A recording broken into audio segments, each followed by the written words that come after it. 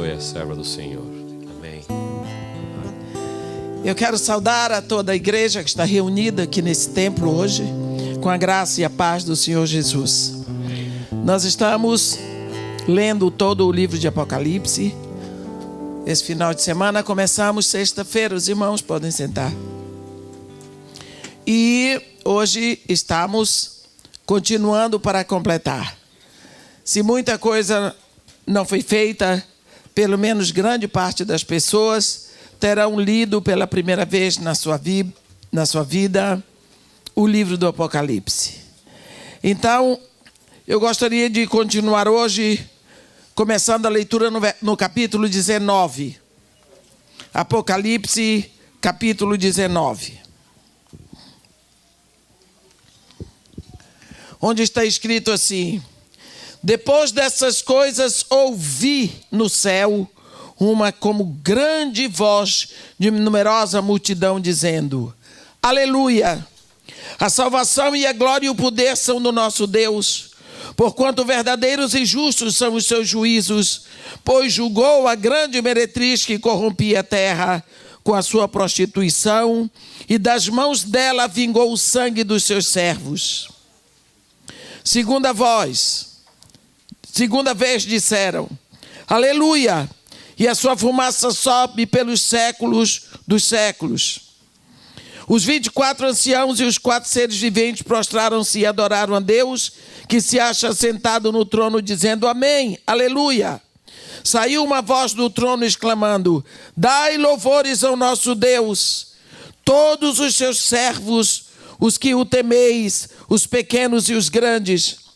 Então ouviu uma como voz de numerosa multidão, como de muitas águas e como de fortes trovões, dizendo: Aleluia!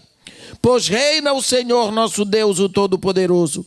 Alegremo-nos, exultemos e demos-lhe glória, porque são chegadas as bodas do Cordeiro, cuja esposa a si mesma já se ataviou, pois lhe foi dado vestir-se de linho finíssimo, resplandecente e puro, porque o linho finíssimo são os atos de justiça dos santos.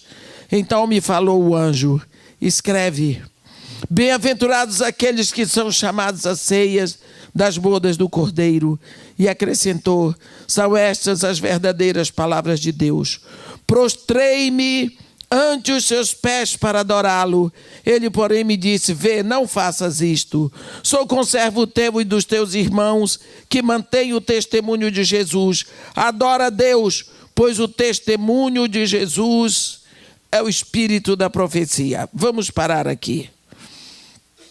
Nós vamos ver, depois do julgamento da Babilônia, depois da ruína e a completa queda de Babilônia, depois que Babilônia é sepultada, isso nos dá uma alegria de saber que esse sistema corruptor e corrompido de opressão aos menores, de enriquecimento, de visão de poder, que ele um dia será totalmente debelado do planeta.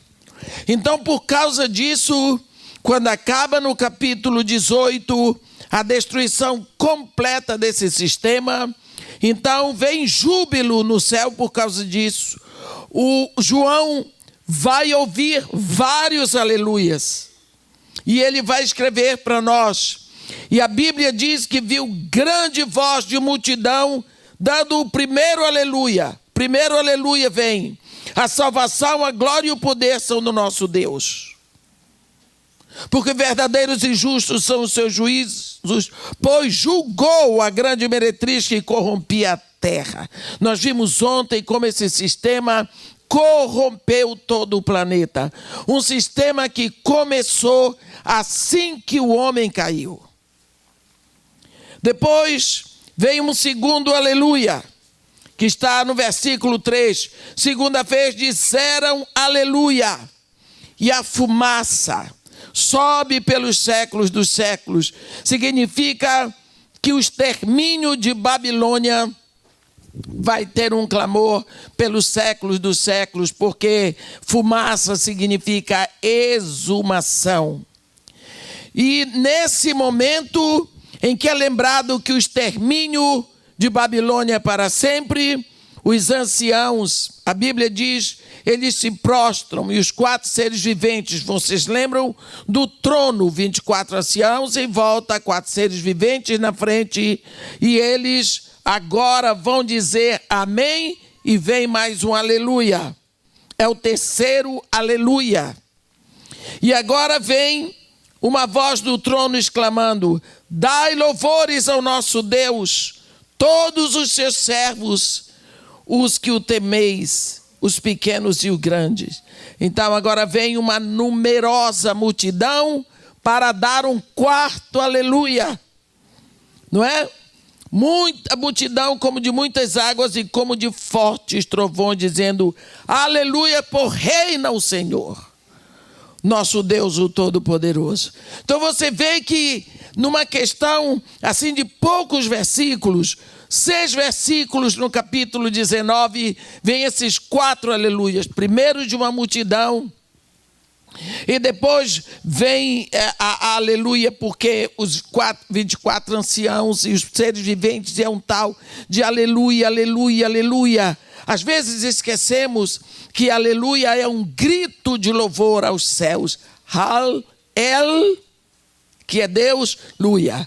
Então, esse é o capítulo onde vocês vão encontrar mais esse grito de louvor, essa exaltação. Tudo por quê? Porque foi julgado, foi exterminado o sistema corruptor do enriquecimento, da visão de que o dinheiro é mais necessário do que Deus, do esquecimento dos outros, daquele de farinha pouca me oprirão primeiro. Essa visão vai ser completamente terminada da terra, e por que não gritarmos aleluia? Esta é a visão de esperança que nós temos, de fortalecimento, quando nós lemos Apocalipse. Apocalipse é a revelação de Jesus Cristo. Jesus Cristo vai revelando para João tudo o que vai acontecer para ele mandar para nós. Nós precisamos ler Apocalipse nessa época que nós vivemos. Às vezes nós estamos dissociados das coisas, não quero nem saber, mas as coisas ruins estão acontecendo. E o mundo não vai ficando melhor, porque o mundo não vai melhorar. O mundo jaz no maligno, ele inteirinho jaz no maligno. Nós vivemos aqui no mundo caído, e se nós formos vencidos pela visão do mundo, estaremos caídos também. Então agora vem o momento em que o anjo vai falar com João de novo no versículo 9 e diz: escreve: bem-aventurados aqueles que são chamados à ceia da boda do Cordeiro. E acrescentou: são estas as verdadeiras palavras de Deus. Preste atenção, aqui vai acontecer uma coisa tremenda. Porque João agora vai perder a estribeira, porque o João vai falar de um negócio que João ouviu Jesus falar. Olhe bem, olhe o que está escrito. No versículo 7... alegremo-nos, exultemos e demos-lhe glória, porque são chegadas as bodas do Cordeiro, cuja esposa a si mesmo já se ataviou. Pois lhe foi dado vestir-se de linho finíssimo, resplandecente e puro, porque o linho finíssimo são os atos de justiça dos santos.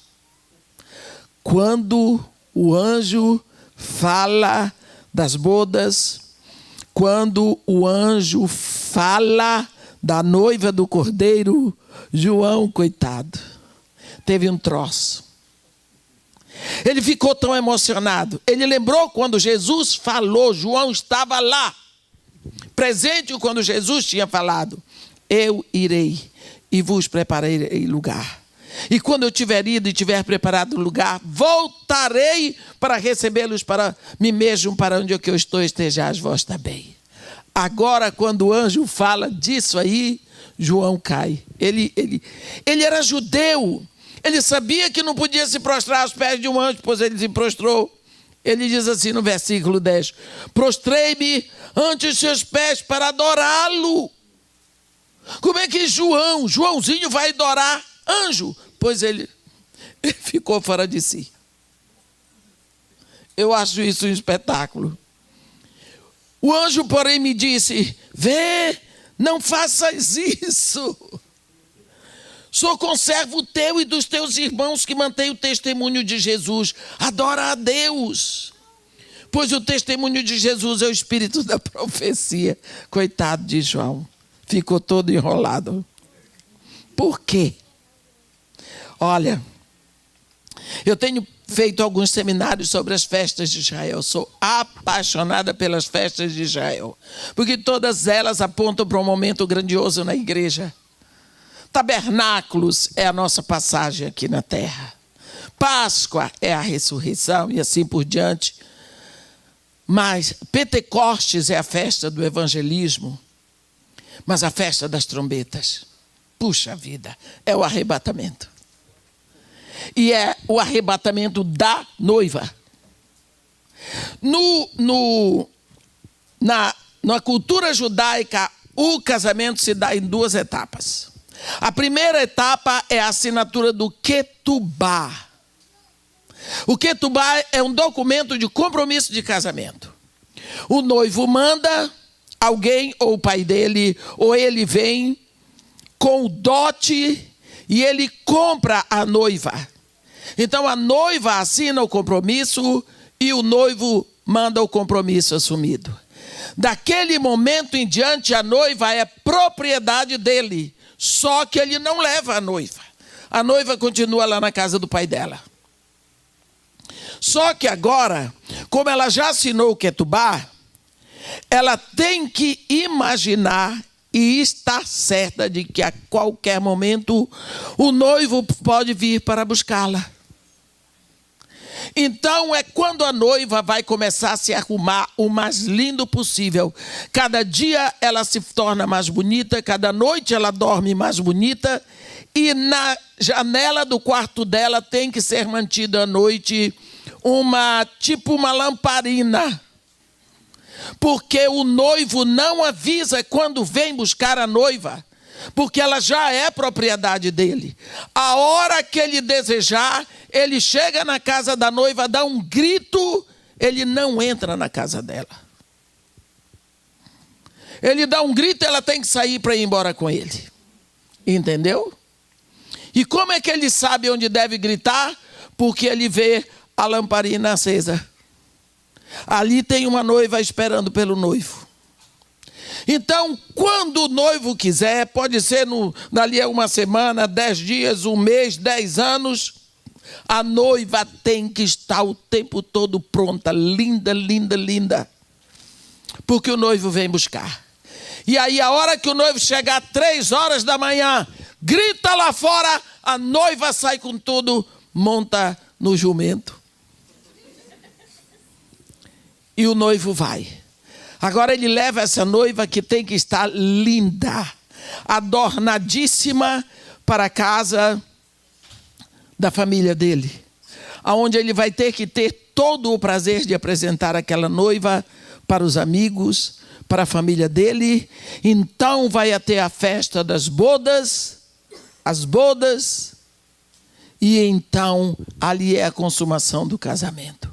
Então o casamento hebraico é feito nessas duas etapas. Quando Jesus Cristo falou aquilo, ele falou para judeus.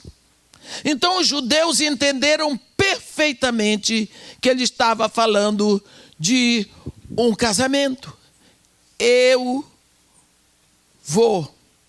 Na casa do meu pai tem muitas moradas. Que condomínio maravilhoso.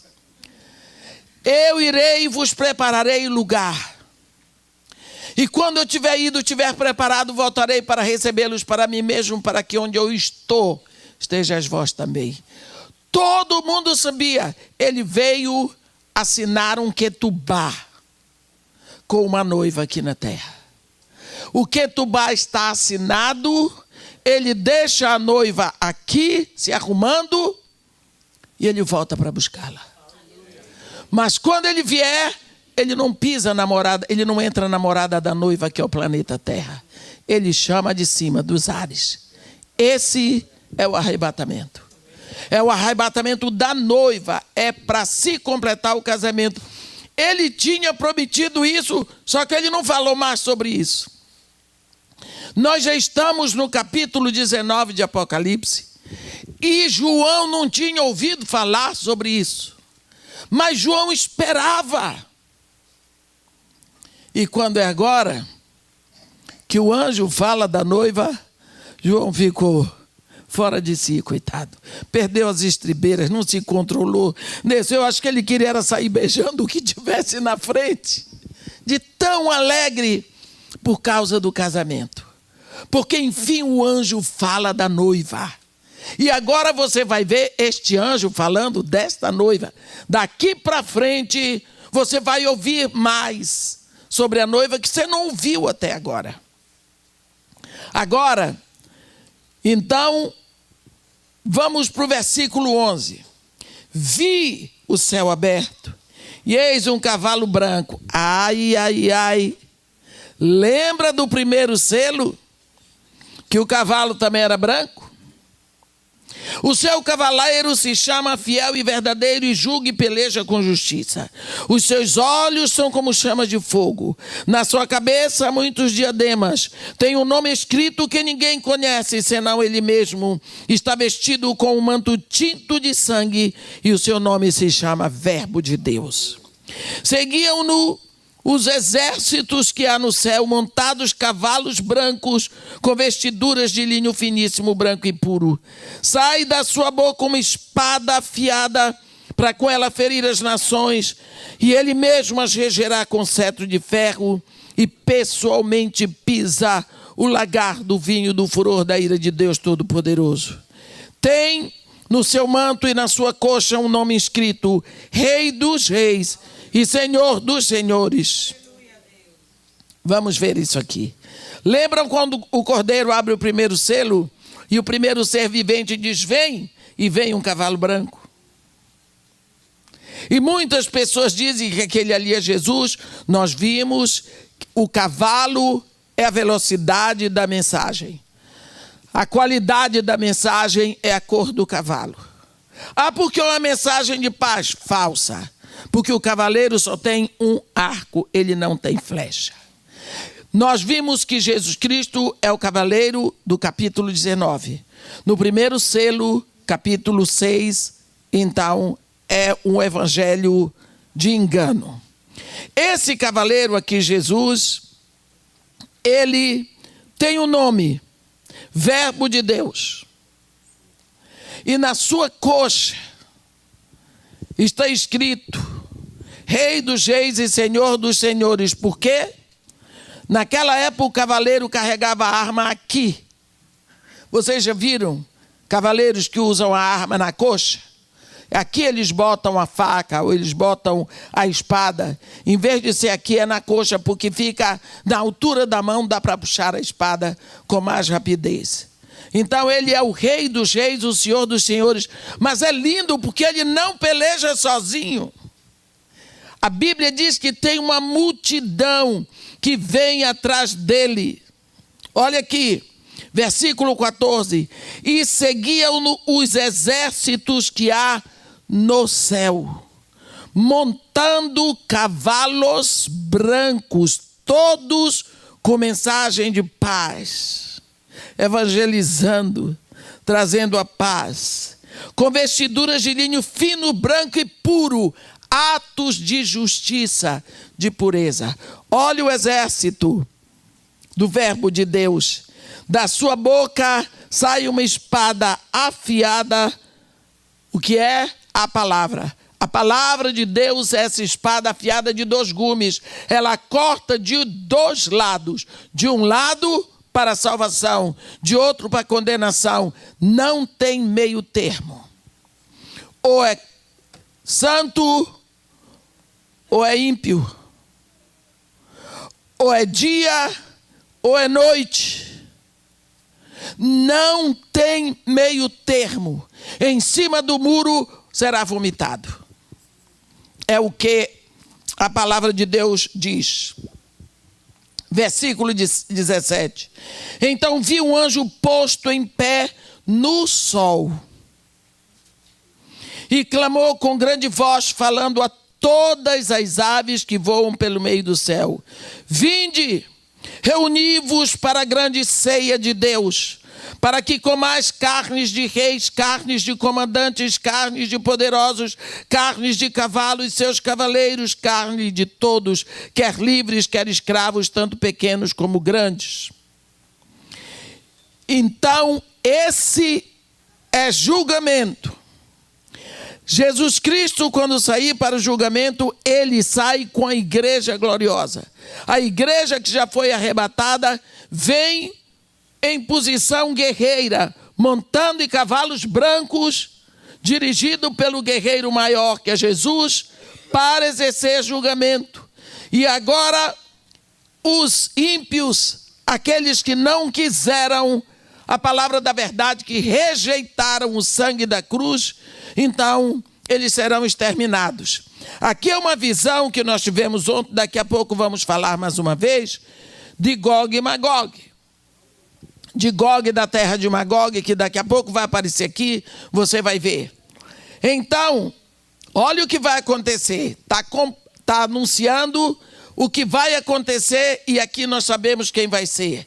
E vi a besta e os reis da terra com seus exércitos, congregados para pelejarem contra aquele que estava montado no cavalo e contra o seu exército. Então aqui é Satanás, agora já não contra os anjos, mas contra Jesus e a sua igreja. Satanás com seus demônios.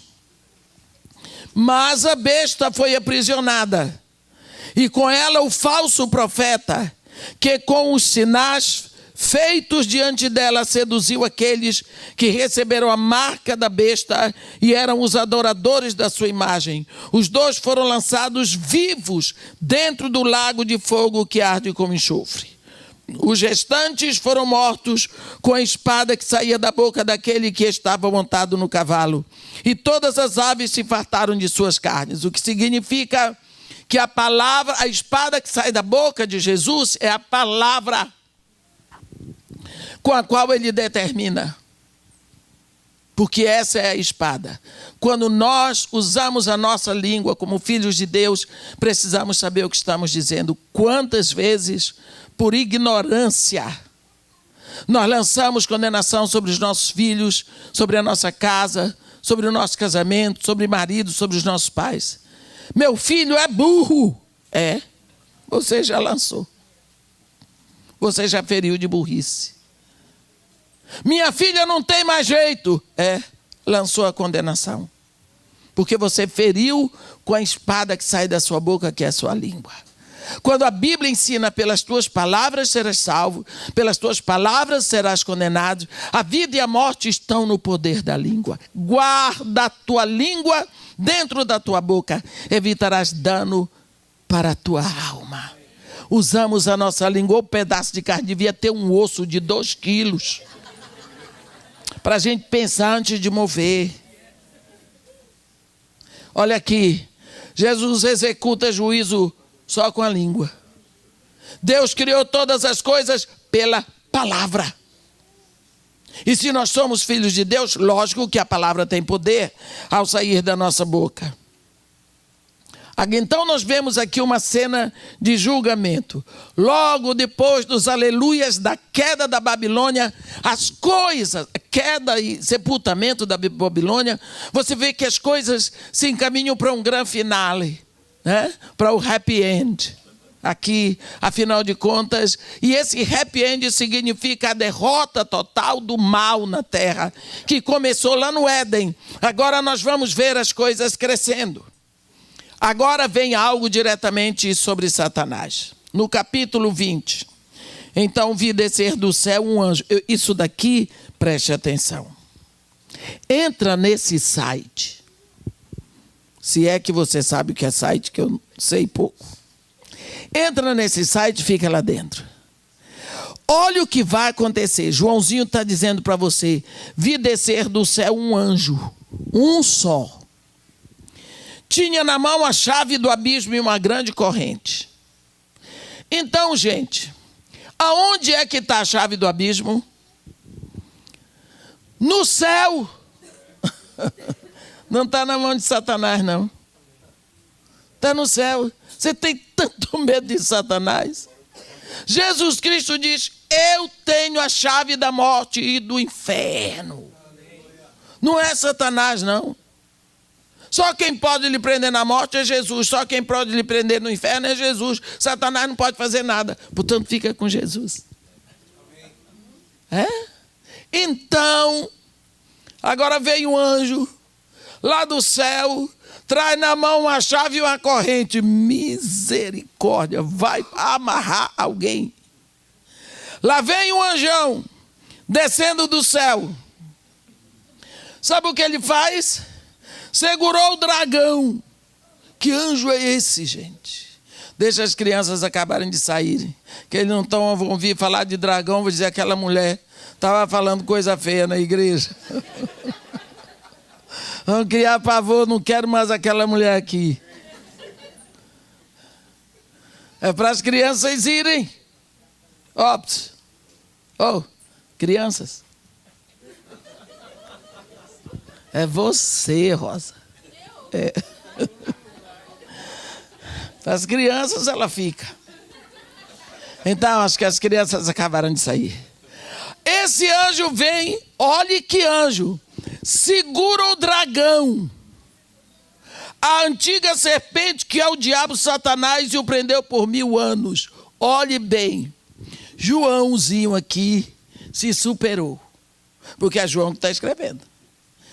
Ele pensou, quando eu disser que esse anjo está descendo do céu, com a chave do abismo, a corrente, segurou o dragão, vou dizer linguagem figurada. É a linguagem figurada. Então, deixa eu escrever direito. O dragão, a antiga serpente, que é o diabo, Satanás, ouviu? É esse mesmo, não é linguagem figurada. E o prendeu por 1000 anos. Presta atenção.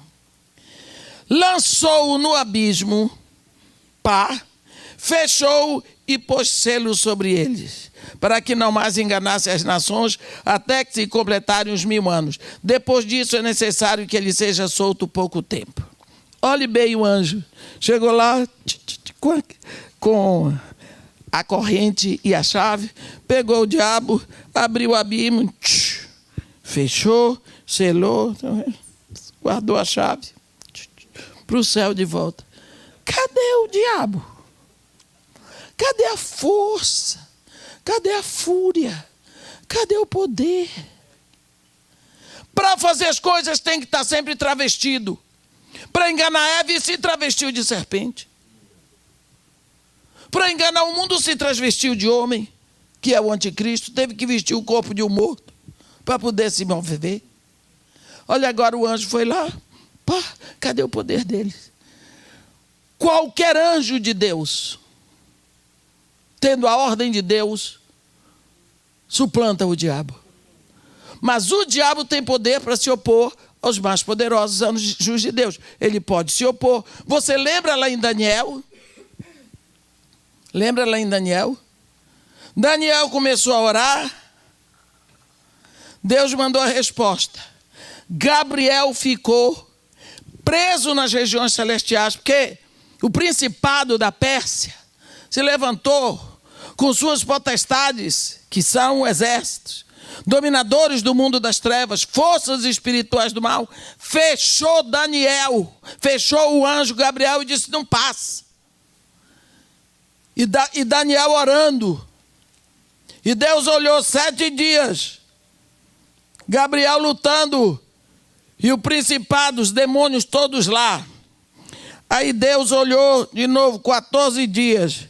Deixa Gabriel fazer ginástica. 21 dias Deus olhou e disse: Miguel, vai lá. Miguel chegou lá, Gabriel desceu.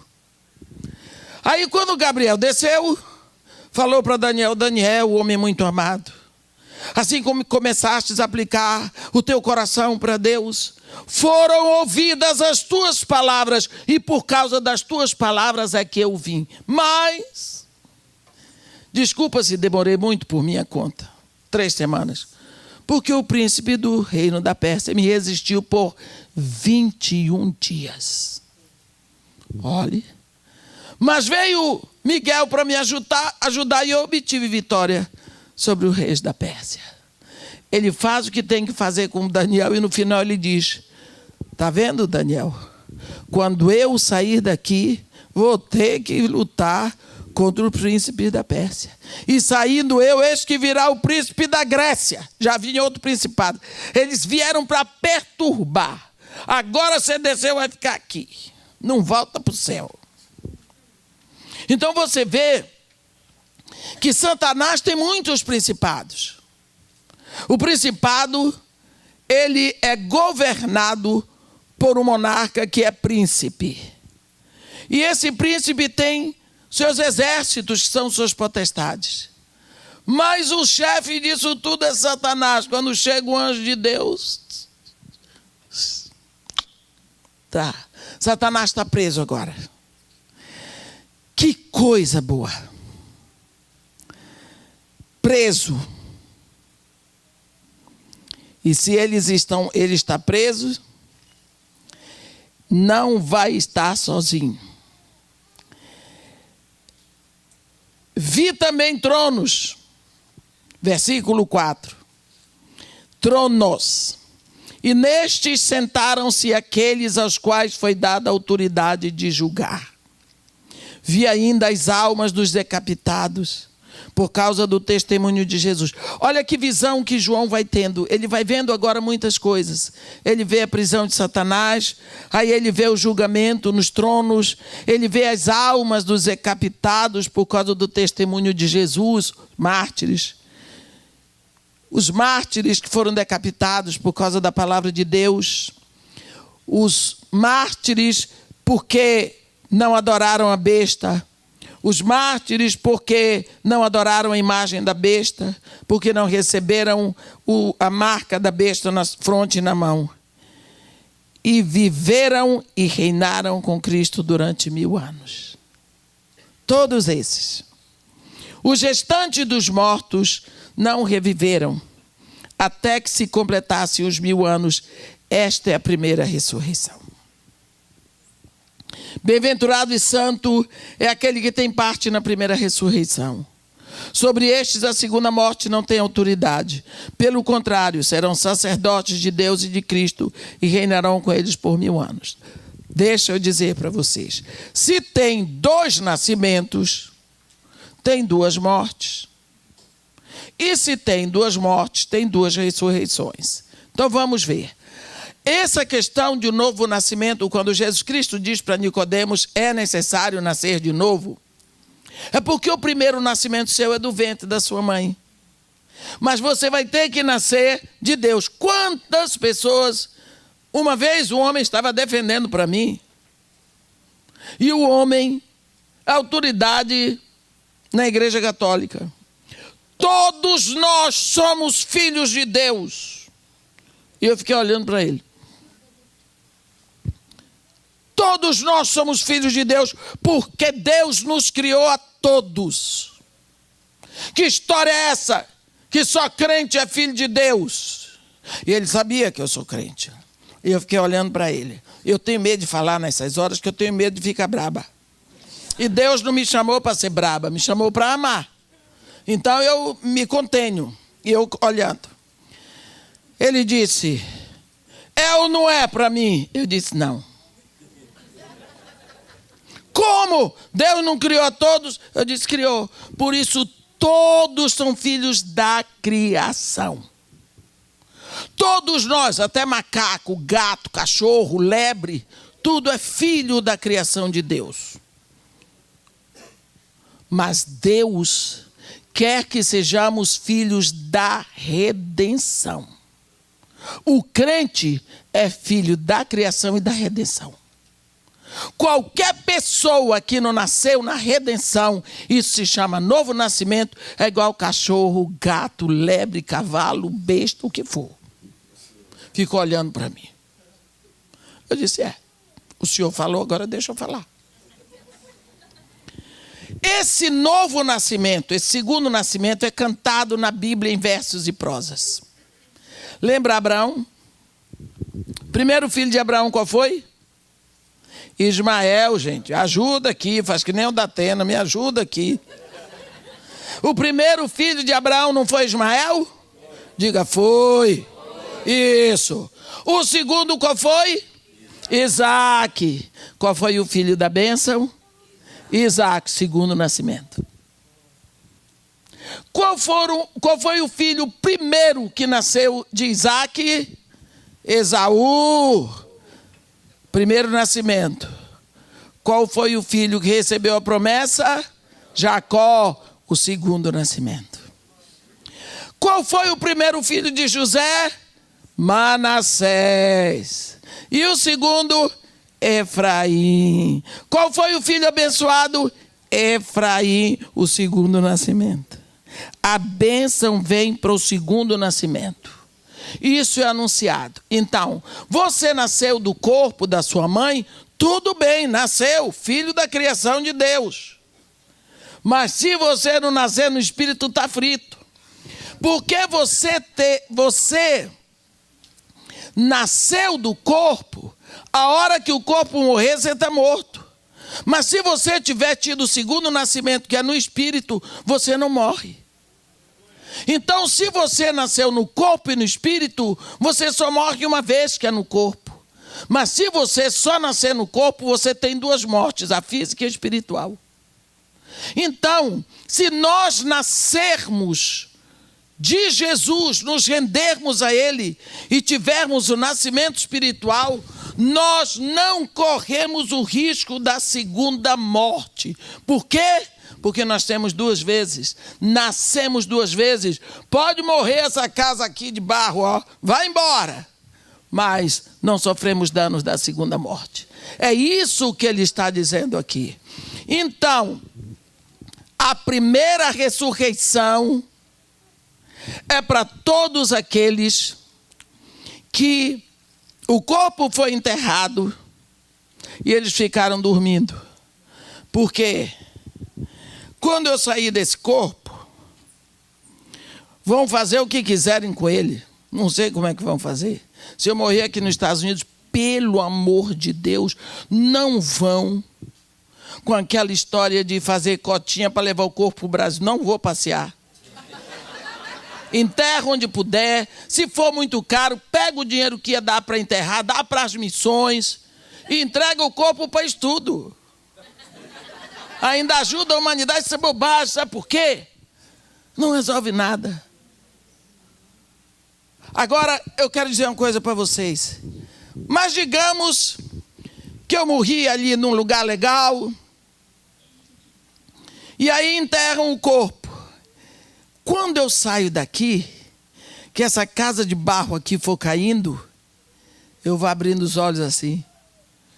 Você, Jesus, está me esperando com aquele sorriso lindo. Ele parece mais brasileiro, viu? Bonito. Pá! Meu Senhor. Levou a minha morte.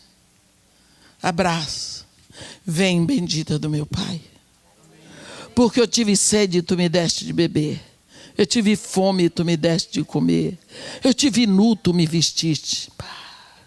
Entra no gozo do teu Senhor. Me bota num lugar maravilhoso. Paraíso. Descansa. Eu vou dormir. Eu vou ficar no silêncio. Eu não sei que silêncio é esse. Para nós é triste, mas eu tenho uma deprê. Esse silêncio eu descanso nele. Vou ficar lá. Eu sei que esse dormir e esse descanso dele é cheio de alegria. Tem alguma coisa que a gente não sabe. A Bíblia diz no Salmo 115, os mortos e os que repousam no silêncio não louvam a Deus. Mortos são aqueles que morreram sem Jesus. Mas aqueles que saíram desse corpo com Jesus são os que repousam no silêncio. Não estão mortos. No dia do arrebatamento, quando o anjo tocar a trombeta, pá! o que é que o Salmo diz? Levantai, ó portas, vossas cabeças, levantai-vos, portões eternos, para que entre o Rei da Glória. Quem é o Rei? Quem é? Quem é o Rei da Glória? É o Senhor forte, o poderoso Senhor, poderoso nas batalhas. Ele é o Rei da Glória. Quando o anjo toca a trombeta, Jesus Cristo, pá, vambora! Aí, vocês que estavam aqui, no tocar da trombeta, recebem um corpo transfigurado para o ar. Eu que estava lá no silêncio, para o ar, e a gente se encontra com Jesus. Eita! Todo mundo direto para o trono do Pai. Que cena! Isso está preparado para todos nós. Você fica aqui preocupado com bobagem. Olha para frente. Olha para frente. Os que não morreram em Cristo vão continuar dormindo. A primeira ressurreição já aconteceu. Por quê? Porque eu nasci 2 vezes, no corpo da minha mãe e no espírito. Só depois, no julgamento, é que aqueles que morreram sem Cristo terão a segunda ressurreição para o lago. Entenderam? Porque é que esse capítulo fala tanto. Aí diz assim, versículo 6, bem-aventurado e santo é aquele que tem parte na primeira ressurreição. Sobre esse, a segunda morte não tem autoridade. Pelo contrário, serão sacerdotes de Deus e de Cristo e reinarão com ele os 1000 anos. Ai, gente, eu tenho tanta alegria nessas promessas, porque eu creio, eu vivo isso aqui. Eu creio mesmo, não tem quem me confunda. Eu brigo se for preciso, entrego a minha vida por isso aqui. Versículo 7. Quanto, porém, se completarem os 1000 anos, Satanás será solto da sua prisão e sairá a seduzir as nações que há nos 4 cantos da terra. Gog, olha aqui capítulo 38 e 39 de Ezequiel, que nós vimos rapidamente ontem. Gog e Magog, a fim de reuni-las para a peleja. O número dessas é como a areia do mar. Marcharam então pela superfície da terra e sitiaram o acampamento dos santos, a cidade querida. Desceu, porém, fogo do céu e os consumiu. Lembra que Deus disse, vou jogar a saraiva de fogo? Nessa época, ele tem uma visão do que aconteceu na batalha de Gog com os árabes da terra de Magog. Ele aqui está dizendo que quando Satanás for solto, ele reunirá forças como Gog da terra de Magog contra Jerusalém. De novo, Satanás não para de odiar Jerusalém e os cristãos. Mas então vem fogo do céu. O diabo, o sedutor deles, foi lançado para dentro do lago de fogo e enxofre, onde já se encontram não só a besta, como também o falso profeta, e serão atormentados de dia e de noite pelos séculos dos séculos. Aqui ele dá a visão do julgamento final da trindade satânica. Agora o 666 estão no inferno. 6 da besta dos mares, 6 da besta que saiu da terra, 6 do anticristo. São os 3 meias que nós estudamos isso ontem. É o número de Deus, no número do homem. Talvez quem está hoje não está entendendo, mas não dá para explicar de novo. Senão não saio. Daqui a pouco as crianças voltam. Esse milênio, também não vou falar sobre ele, porque é um tema teológico raríssimo. Se é pré-milenista, se é pós-milenista, se é amilenista, não vamos falar. Vamos ser pan-milenistas.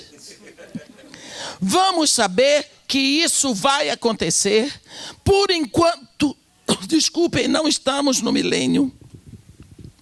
Porque é claro que Satanás está soltinho.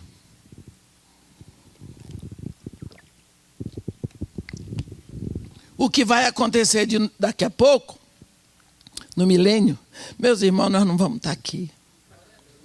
Então sossega o teu coração e discutem na porta das igrejas, irmão, qual a sua visão sobre o milênio? Pam! Satanás está solto. Como é isso? Eu digo, mas tem, a minha visão é essa. Satanás está soltinho fazendo uma festa. Está lá na Casa Branca, está na Casa Rosada, está no Palácio do Planalto, na Casa Rosada da Argentina, todo canto por aí. Fazendo uma festa dele. Tá, a gente está vendo que isso é obra do diabo. Agora, vamos ver.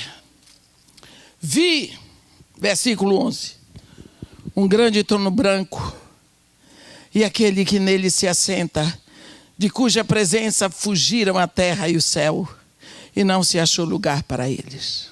Olhe bem. Fugiram a terra e os céus, quer dizer que ele é muito maior do que a terra e os céus. Não é? Uma visão linda. Vi também os mortos, os grandes e os pequenos, postos em pé diante do trono.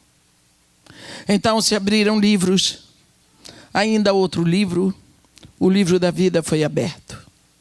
E os mortos já julgados, segundo as suas obras, conforme o que se achava escrito nos livros. Deu o mar os mortos que nele estavam. A morte e o além entregaram os mortos que neles havia, e foram julgados um por um segundo as suas obras.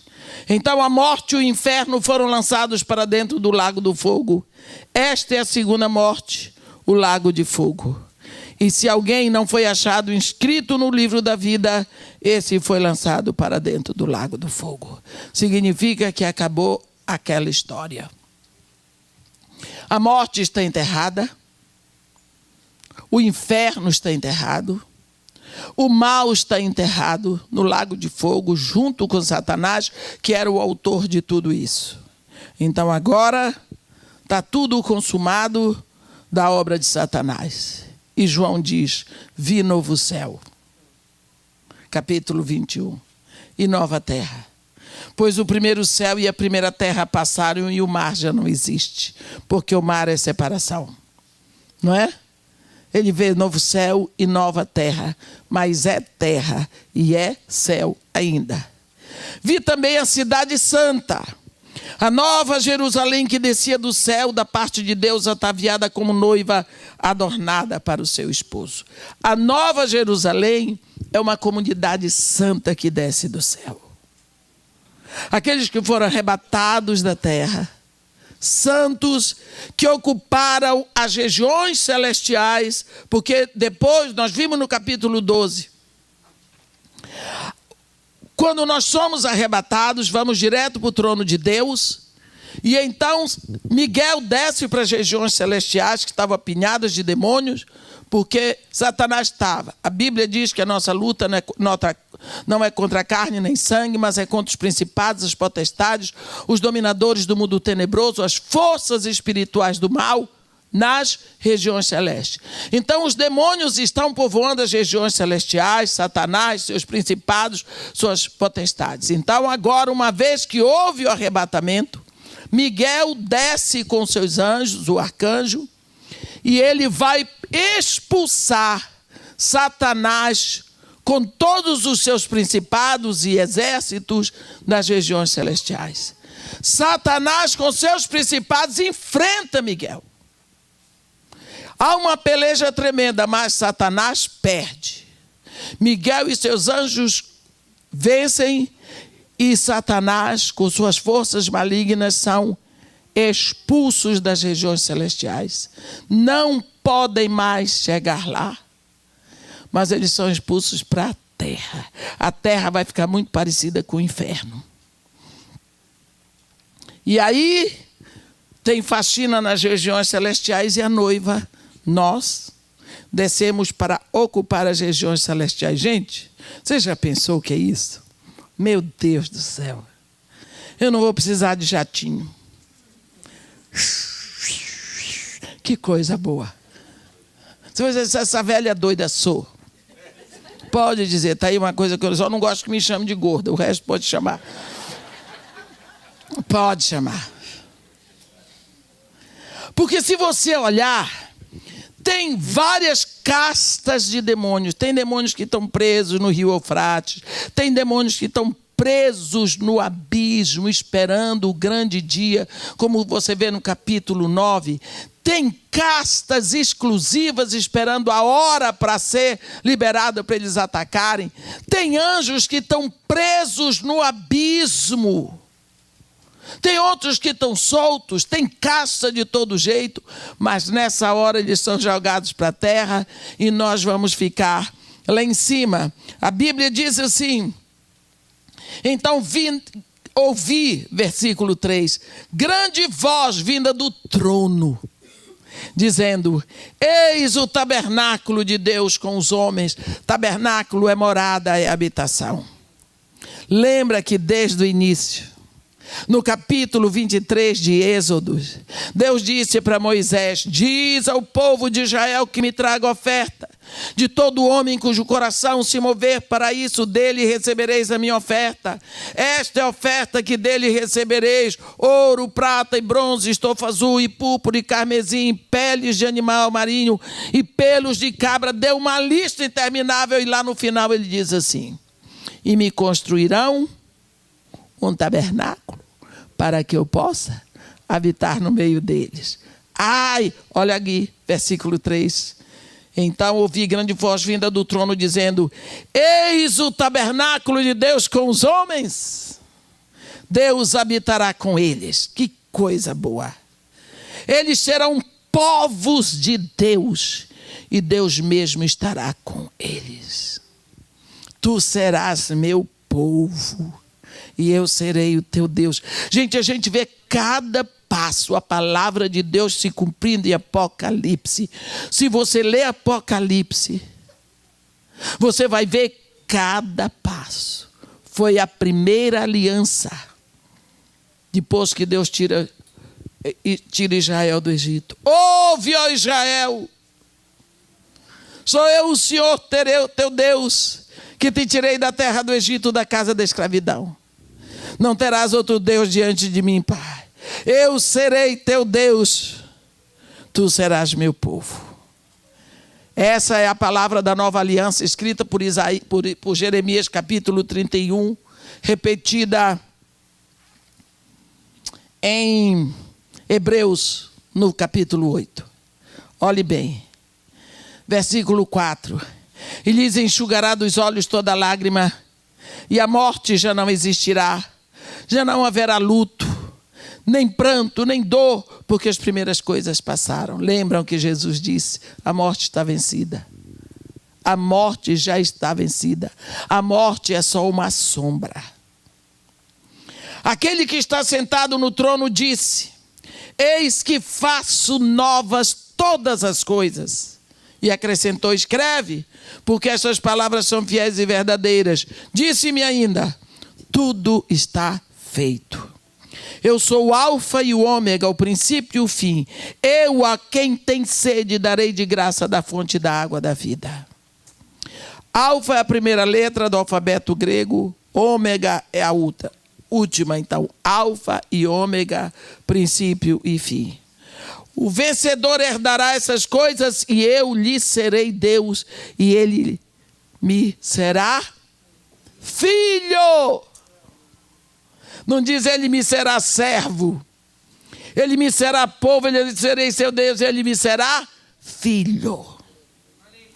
Quanto, porém, aos covardes, aos incrédulos, aos abomináveis, aos assassinos, aos impuros, aos feiticeiros, aos idólatras e a todos os mentirosos, a parte que lhes cabe será no lago que arde com fogo e enxofre, a saber, a segunda morte. Olhe bem. Covardes. Aqueles que se acovardam e não enfrentam o pecado. Incrédulos. Eles vão às vezes até na igreja, mas eles não creem, porque a fé afeta a nossa ação. Se eu creio nisso, eu vou fazer. Mas se eu digo que creio e eu não faço, minha fé é morta, eu sou incrédula. Porque se eu creio que nem o impuro herdará o reino dos céus, e eu pratico a impureza, a minha fé é morta. Porque eu sei, mas eu não pratico. A minha fé é morta. Ele diz: abomináveis, assassinos, feiticeiros. Feiticeiros são pessoas que têm a mente ocultista, que ficam querendo adivinhar coisa. Idólatras. Você pode idolatrar sem precisar de um santinho na sua frente. Idolatra o dinheiro, guarda, ninguém pode tocar. Idolatra o seu instrumento musical. Idolatra seu filho. De uma hora para outra, o seu filho passa a ser mais importante do que tudo que existe. Virou um ídolo. Caminho de morte espiritual para você. Porque o nosso coração é o maior fabricante de ídolos. Todos os mentirosos. Puxa vida. A parte que lhes cabe será no lago de fogo. Versículo 9. Então veio um dos 7 anjos que tem as 7 taças, cheias dos últimos 7 flagelos, e falou comigo, dizendo: vem, mostrar-te-ei a noiva, a esposa do Cordeiro. Que coisa linda. Você vai ver agora uma coisa, mas deixa eu ler só mais um pouquinho. E me transportou em espírito até uma grande e elevada montanha, e me mostrou a santa cidade, Jerusalém, que descia do céu da parte de Deus, a qual tem a glória de Deus. O seu fulgor era semelhante a uma pedra preciosíssima, como pedra de jaspe cristalina. Olhe bem, eu queria que você desse uma olhadinha no capítulo 17, para nós fazermos uma comparação com a noiva do capeta. Né? No capítulo 17 está escrito assim: veio um dos 7 anos que tem as 7 taças e falou comigo dizendo: vem, mostrar-te-ei o julgamento da grande meretriz que se acha sentada sobre muitas águas. Já vimos que águas são nações. Com quem se prostituíram os reis da terra, e com o vinho de sua devassidão foi que se embebedaram os que habitam sobre a terra. Transportou-me o anjo em espírito a um deserto. Para ver a noiva do Cordeiro, o anjo o transportou a uma elevada montanha. Para ver a meretriz, noiva do capeta, ele leva para o deserto. Que coisa triste. Desculpe eu estar rindo. E viu uma mulher montada numa besta escarlate. Besta repleta de nomes de blasfêmia, com 7 cabeças e 10 chifres. Misericórdia. Achava-se a mulher vestida de púrpura e de escarlata, adornada de ouro, de pedras preciosas e de pérolas, tendo na mão um cálice de ouro transbordante de abominações e com a imundície da sua prostituição. Na sua fronte achava-se escrito o nome em mistério: Babilônia, a grande, a mãe das meretrizes e das abominações da terra. Então vi a mulher embriagada com o sangue dos santos e com o sangue dos testemunhos de Jesus. Porque se ele viu a mulher com o cálice na mão, porque ele viu que dentro do cálice tinha sangue, porque os lábios dela estavam vermelhos.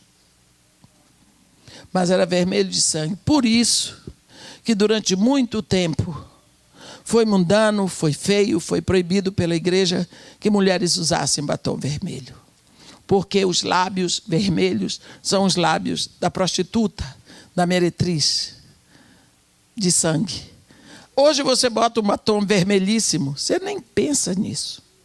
Mas a primeira indicação é isso. Quem bebe sangue fica com os lábios vermelhos. Agora aqui, o anjo faz a mesma coisa. Só que ele diz,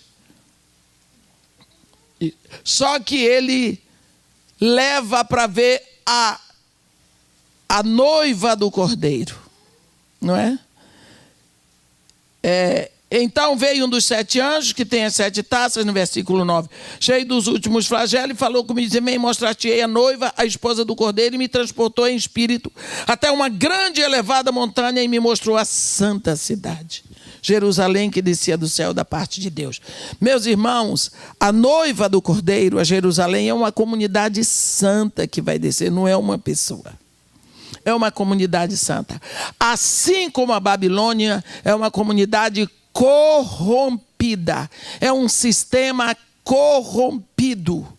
Assim a Nova Jerusalém é uma comunidade santa, que descia do céu da parte de Deus, a qual tem a glória de Deus.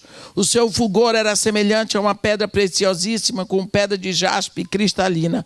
Lá no capítulo 4, quando ele descreve aquele que estava sentado no trono, também vem o resplendor do jaspe. Tinha grande e alta muralha. Vamos ver um pouquinho sobre essa muralha. 12 portas. 12.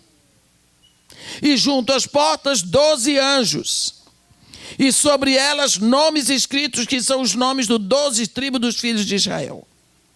Nas portas, 12 portas, em cada porta um anjo. Em cima você vê Rúben, Simeão, Levi, Judá, Issacar, Zebulon, Dan, Naphtali, Gade, Aser.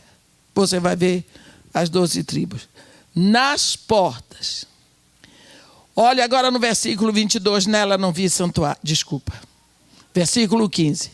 Aquele que falava comigo tinha por medida uma vara de ouro para medir a cidade, as suas portas e a sua muralha. A cidade era quadrangular, de comprimento e largura iguais. Mediu a cidade com a vara até 12.000 estádios. Seu comprimento, largura e altura são iguais. Mediu também a sua muralha, 144 côvados, medida de homem, isto é, de anjo. A estrutura da muralha é de jaspe. Também a cidade é de ouro puro, semelhante ao vidro límpido. Você sabe que ouro significa divindade, né? Então aqui tudo tem um significado. Cada pedra dessa a gente não vai poder falar aqui. Os fundamentos, já vimos as portas, agora vamos ver os fundamentos. Da muralha da cidade estão adornadas de toda espécie de pedras preciosas. O primeiro fundamento é jaspe, o segundo é safiro, o terceiro calcedônio, o quarto esmeralda, o quinto sardônio, o sexto sárdio, o sétimo crisólito, o oitavo berilo, o nono topázio, o 10º crisópraso, o 11º jacinto e o 12º ametista. As 12 portas são 12 pérolas, e cada uma dessas portas de uma só pérola. A praça da cidade é de ouro puro, como vidro transparente. Vamos ver essas portas. Se a cidade é quadrangular, ela tem 12 portas, então cada lado tem 3 portas, que aí fica 3, 6, 9, 12. Mas cada porta é uma pérola.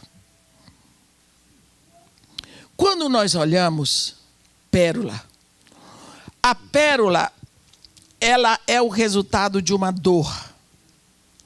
Porque a ostra é um animal solitário. Porque normalmente os animais, eles têm o esqueleto dentro e a pele, não é? Cobre o esqueleto. Mas a ostra não, o esqueleto dela é aquela concha. Dentro da concha ela está lá muito delicada, muito molinha, muito vulnerável, delicadíssima a pele dela. Ela fica fechada naquela concha, porque nenhuma areia pode entrar, porque senão fere o corpinho dela. Mas existe um bichinho no mar que de vez em quando ataca aquela shell, aquela concha. Se ele consegue abrir um buraquinho, entra um grauzinho de areia, machuca o corpinho dela, dói tanto o corpo dela, indefesa, produz um líquido, e esse líquido ela põe naquele buraquinho. E naquele buraquinho, ela fecha o buraquinho com o líquido que sai do corpo dela.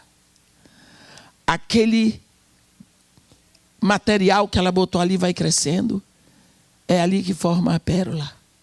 A pérola é formada do líquido que saiu da ferida. É ali que é formada a pérola. Então, a pérola só existe porque houve uma dor, houve um derramar de alguém que não precisava ser ferido, mas que foi ferido a si mesmo. Então, a pérola é resultado de uma dor. Por que as portas da Nova Jerusalém são pérolas?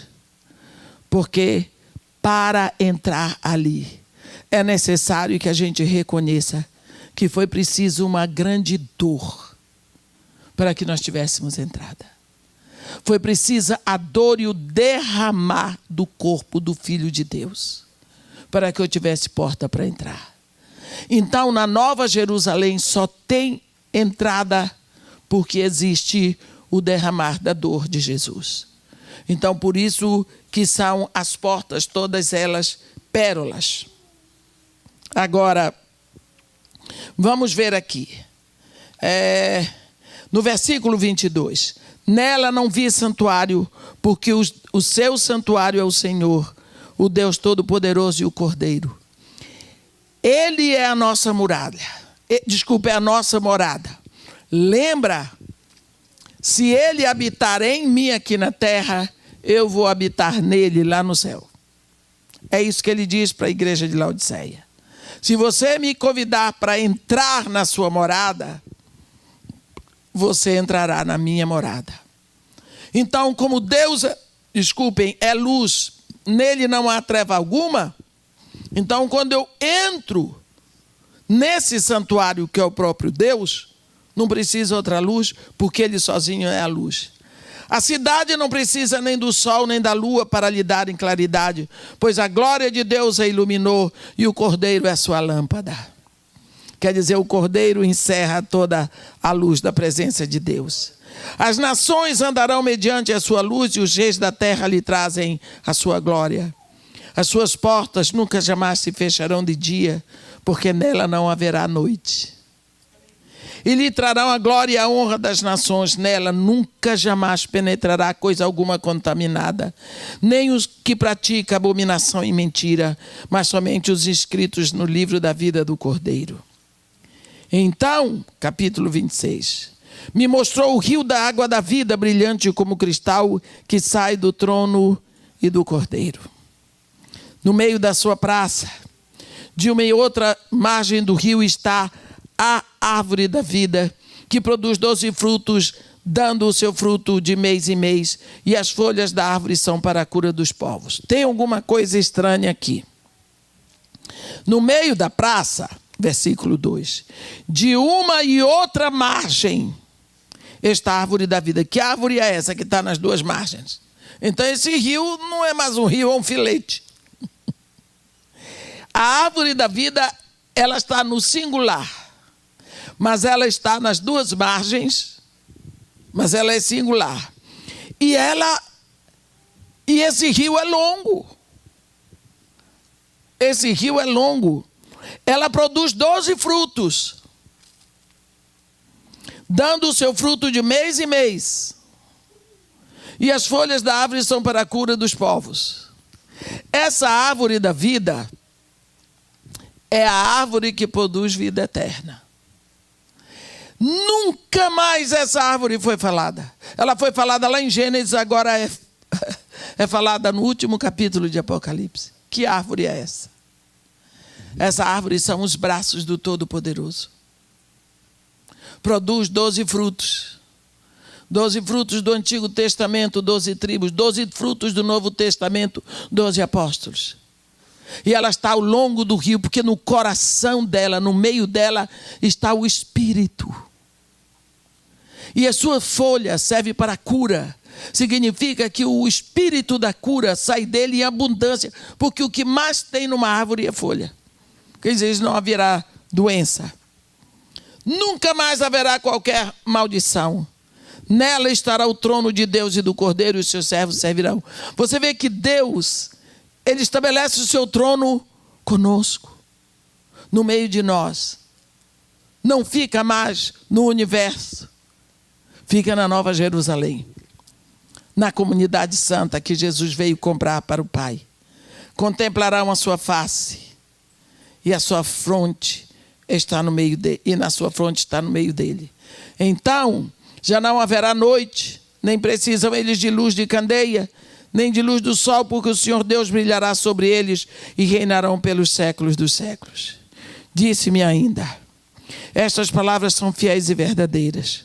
O Senhor, o Deus dos espíritos dos profetas, enviou seu anjo para mostrar aos seus servos as coisas que em breve devem acontecer. Eis que venho sem demora.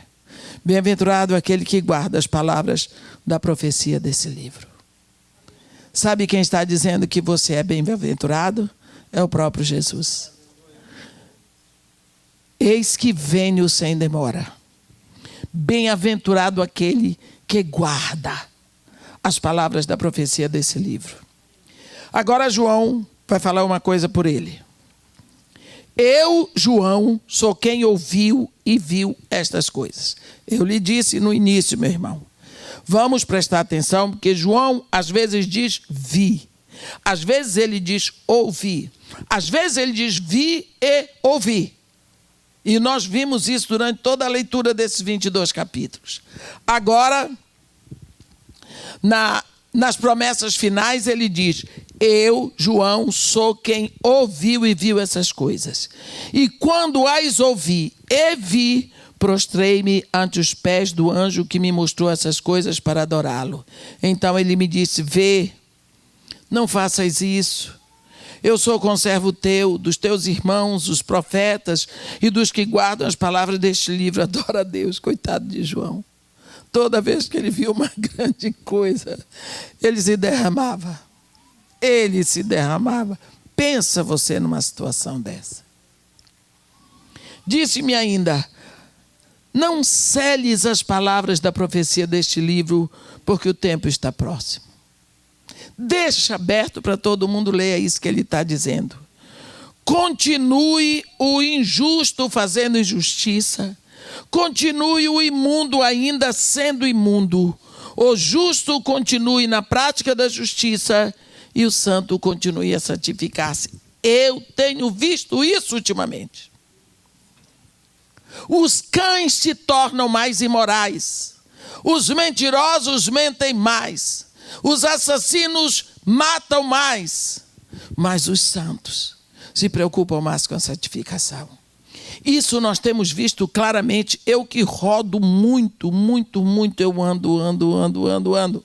Só vou dar um exemplo. Eu chego no Brasil dia 2. Eu acredito lá que pelas 11 horas da manhã eu estou em casa. Aí, logicamente, vou desfazer a mala, dar um jeito nas coisas, vou ter que sair para a rua. No dia 4 eu tenho que tomar um avião para Brasília. Eu prego quarta-feira à noite em Brasília. Quinta-feira de manhã para os pastores de Brasília. Quinta-feira de tarde viajo para Salvador. Quinta-feira à noite eu abro um congresso de carnaval. Dia 5. Mas vou chegar de uma viagem de mais de um mês no dia 2.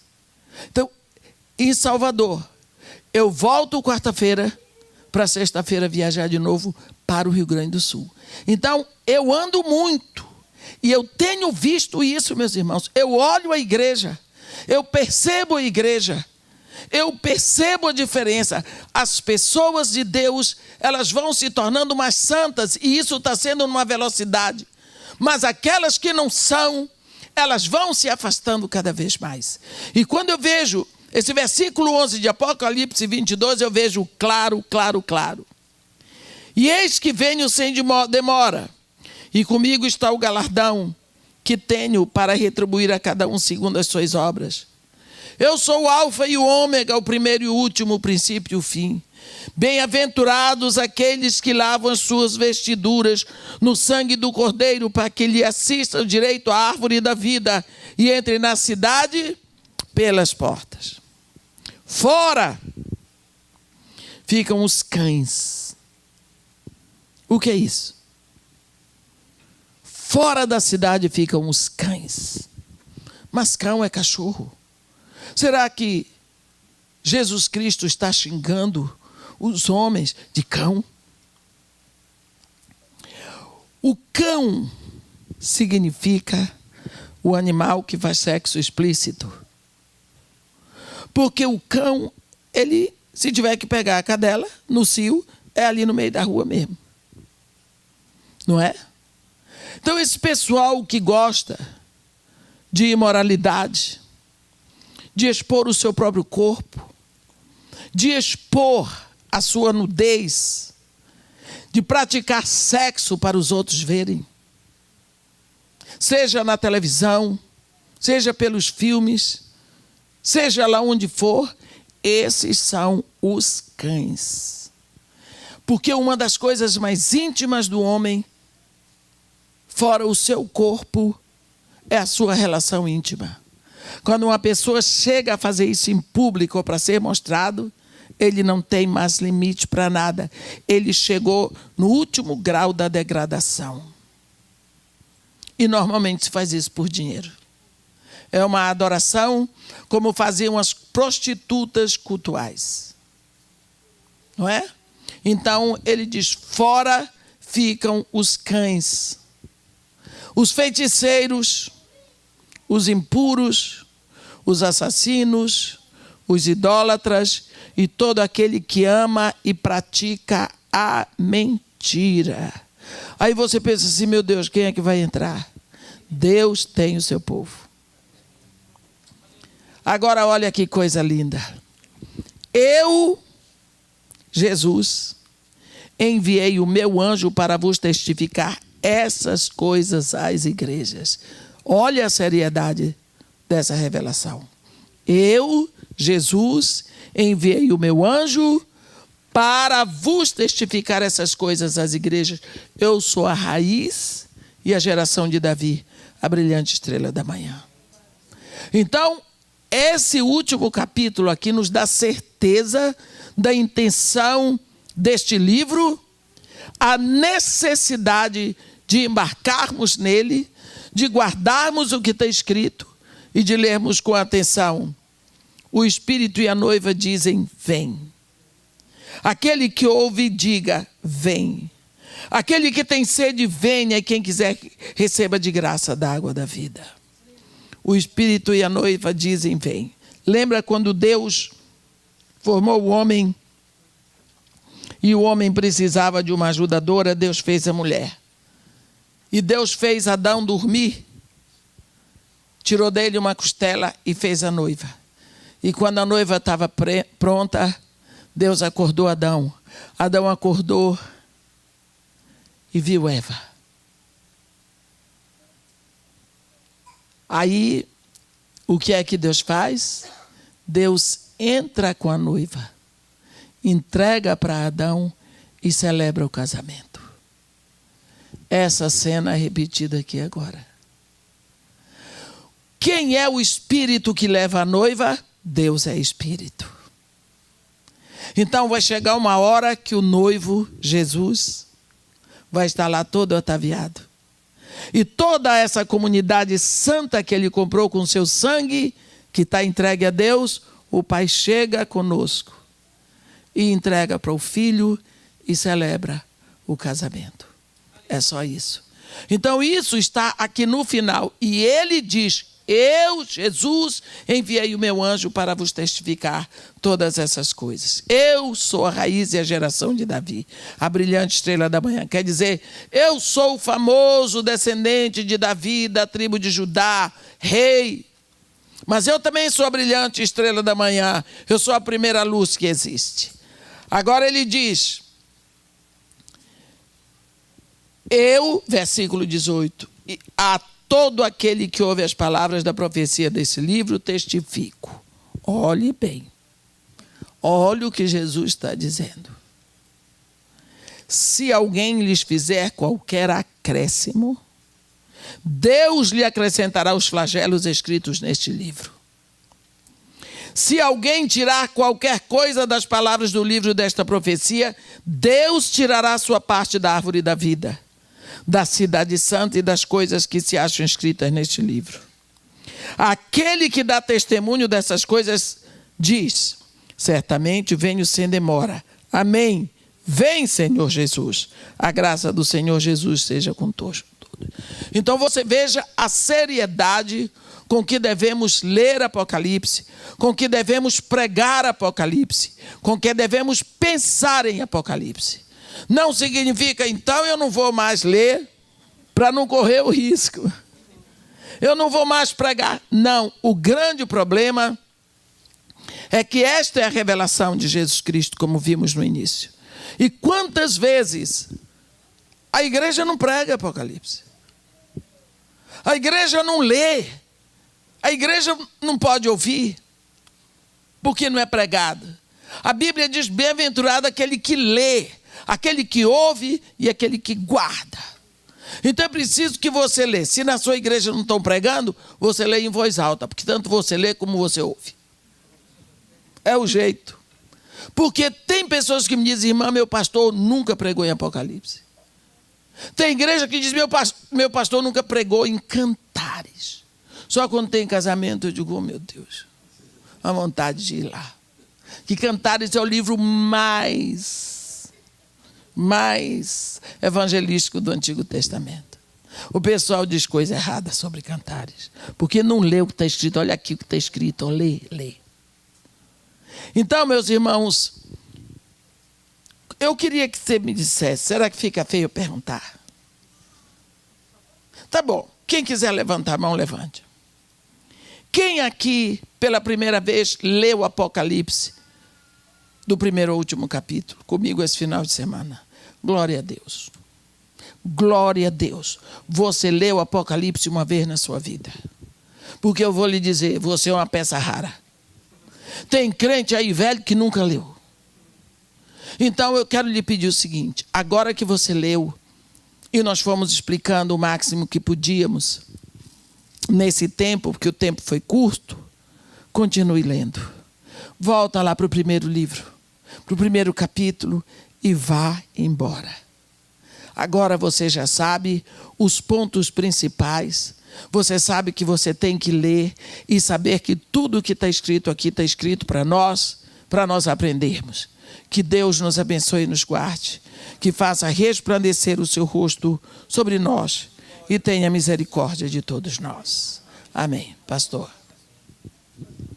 Senhor Deus, Deus dos espíritos dos profetas, Deus que abriu os céus para mostrar ao nosso irmão João as coisas que iam acontecer. Deus do céu que teve o cuidado de enviar para nós a revelação do seu Filho. Pai, não apenas o Senhor nos deu o seu Filho, mas o Senhor o revelou como Cristo da glória para nós. E revelando esse Cristo, o Senhor nos incluiu com Ele nas regiões celestiais. Ó Pai querido, em nome de Jesus, dá-nos um coração que busque a Tua verdade e que busque Apocalipse não como um livro de adivinhação, não com o intuito de saber o que vai acontecer, mas um coração que se firma, vendo a Tua glória, a Tua vitória sobre o mal, e sabendo que as coisas estão tão difíceis, mas não será para sempre assim. Porque aprenderemos que Tu não te esquecestes da gente, que Tu não te esquecestes do planeta Terra, que Tu tens um plano célebre, maravilhoso, vitorioso para todos nós. Olhamos para esse futuro com Jesus Cristo, clamamos por Ele e Te pedimos: vem, Senhor Jesus, vem para enxugar dos nossos olhos toda lágrima, para tirar toda a nossa dor, para curar toda enfermidade, para livrar os nossos filhos, para nos tirar do meio desse mal, onde Babilônia ainda impera e Satanás resiste. Em nome de Jesus Cristo, ó Pai, estende o Teu braço sobre nós, apressa esse tempo, porque está tão difícil. E nós Te agradecemos por tudo isso, em nome de Jesus. Amém.